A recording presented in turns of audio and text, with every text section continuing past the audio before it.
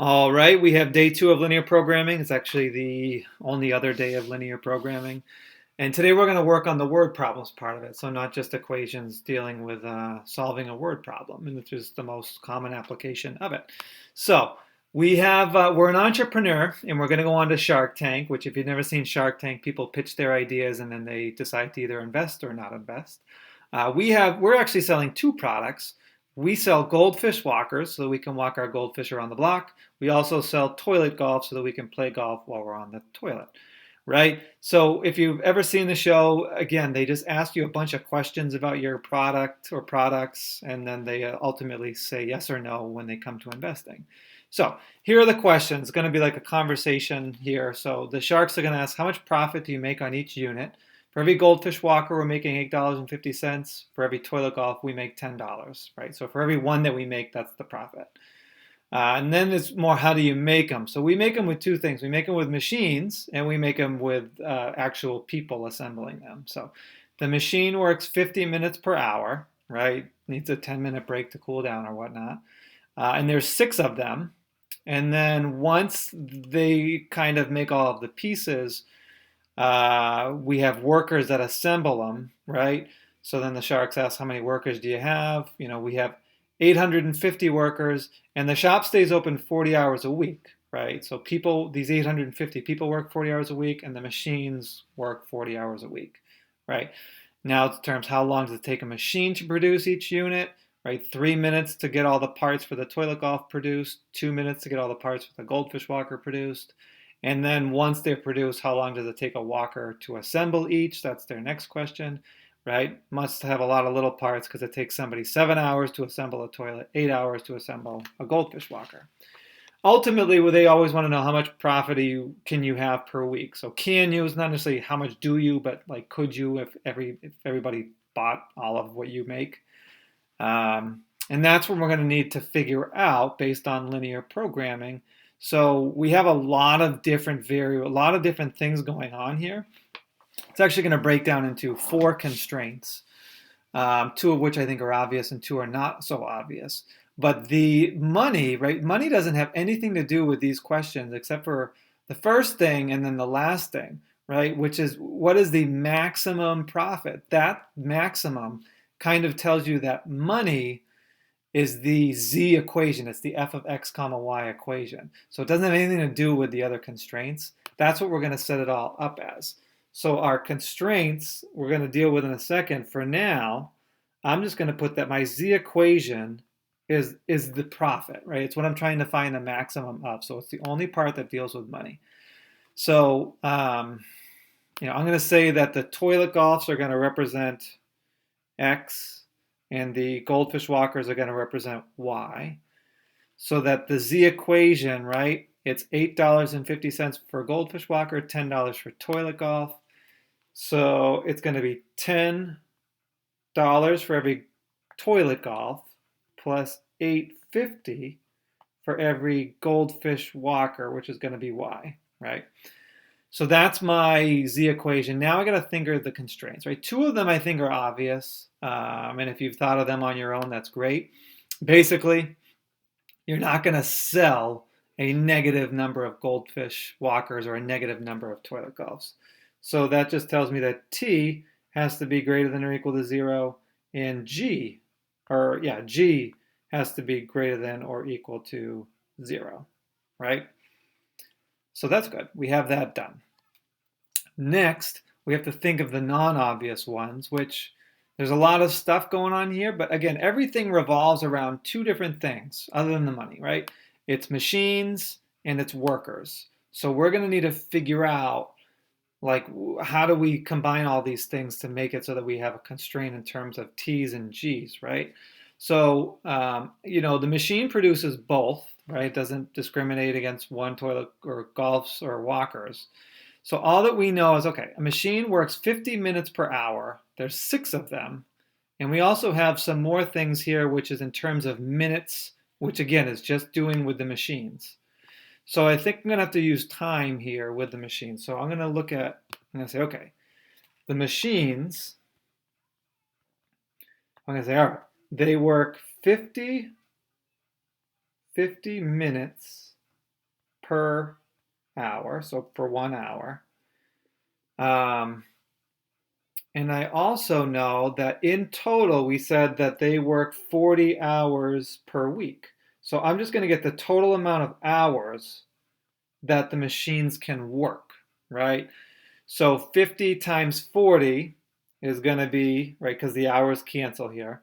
50 times 40 is going to be 2,000 minutes. But keep in mind, I had 6 machines.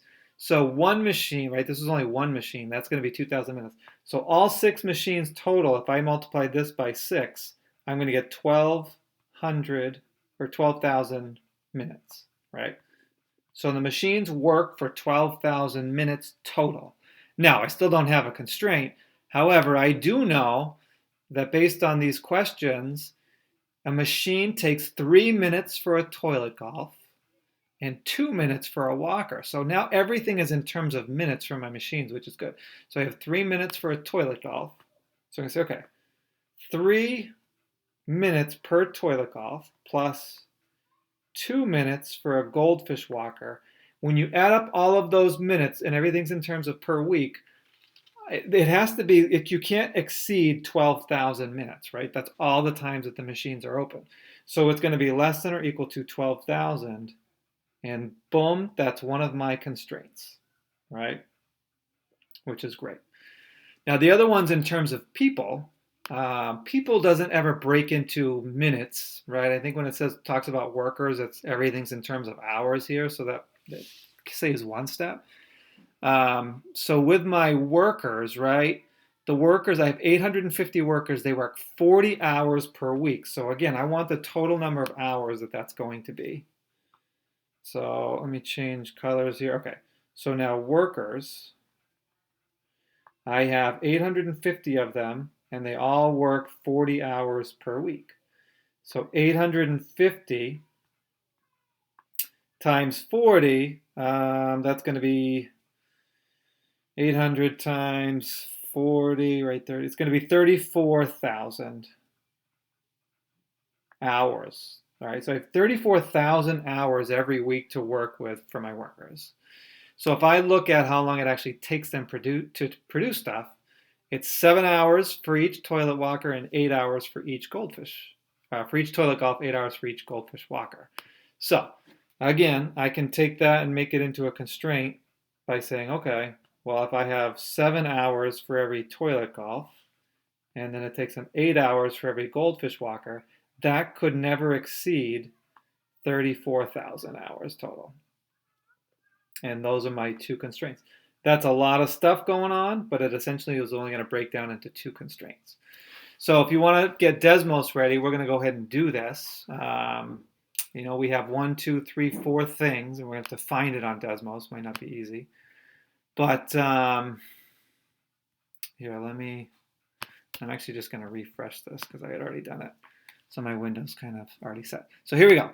I have, right, t was x. We're going to say x is going to be greater than or equal to 0. And I'm going to say y is greater than or equal to 0 as well. Okay. So basically, I'm only working in quadrant 1 here. Now, the other constraints that I had, 3x, right? I'm going to say x is toilet golfs plus 2y. 3x plus 2y. That is going to be less than my 12,000 minutes for the machines. And the other one was 7x plus 8y needs to be less than or equal to the 34,000. Okay? So now it's a matter of where on earth is the graph, because everything is shaded up here. So you can zoom out a little bit this way, or you can keep hitting this button if you wanted to. I think it's actually pretty far out there. But eventually, if we keep going, we can probably see it. Okay, I see it actually right there. So again, all of these y's are less than. So my feasibility region could actually could have 0, 0. It's less than this green one here. So if I think of here, it's going to be less than the purple and less than the green. This is one of my corner points, 4,000, 0, right? This is another one of my corner points right here. That's where they both intersect. That's 2,800, 1,800. Another one is 0, 0. And then if I scroll up, again, it's less than both. So it would be right here at 0, 4,250. So I have 4 corner points. Now I know 0, 0, you can throw it out, right? You're looking for a maximum profit. When you plug in 0 to the equation, both times you're going to get 0. So what it is you want to plug in, that, what was it, 0, 42, 0, 4,000 into this, right? So 0, 4,000, 2,800, 1,800, and 4,250, 0. And see what you get. So I kind of did it already here. I changed the order, so it might look a little different. I did the 8.5 times the y plus 10 times his x. But what you see here is I don't need the minimum, right? The minimum is actually 0 when you plug in 0. I'm only looking for maximum profit. So right here, with this 2,800, 1,800, I get the most amount of money that I could possibly make, which is $43,300, right? So that is the answer to their question, right? 43,300. Again, that would be if I sold every single product that I made, which is probably not feasible, but that's how much you could make, right? So that's it. There's some other examples. I'm just going to scroll through them. If you want to look at the screen, these are just some other examples that, real world examples where linear programming can help solve these. Health and rabbits and, all this other random stuff. There's a lot of stuff. We used to do a project with this, which is not off the table. If we do get back to school, we can jump right into that. But for now, you just have you have like a Mad Lib to do for the work on this, and then you're good. Thanks, guys.